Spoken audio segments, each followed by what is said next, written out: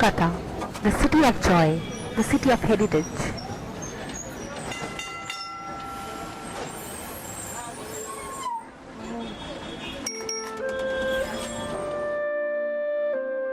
Now, the only city in India to have a tram transportation network which started in 1873.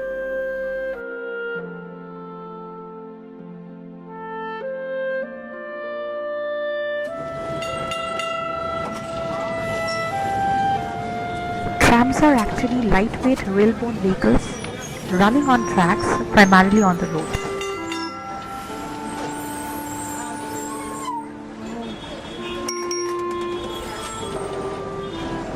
The tram service, initially dependent on horses, became a comfortable and popular medium of transportation in the 20th century with the introduction of electricity. A very inexpensive yet comfortable mode of transport. Trams have two classes, first class and second class. The difference between them being 50 paisa. In a world where speed has become the deciding factor for everything, is it not natural that the numbers of trams have steadily been on the decrease?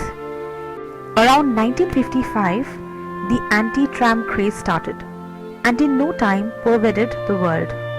India was not the exception, where tram service gradually closed at Kanpur, Chennai, Delhi and Mumbai. Kolkata was the sole exceptional survivor, where shortening of network started, along with the automobile booming and constructions of flyovers and subways.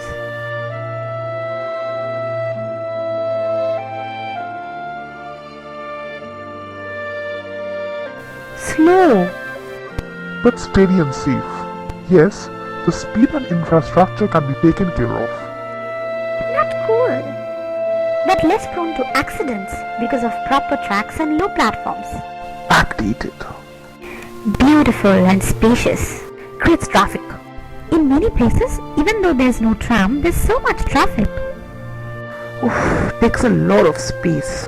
But accommodates so many people and saves fuel.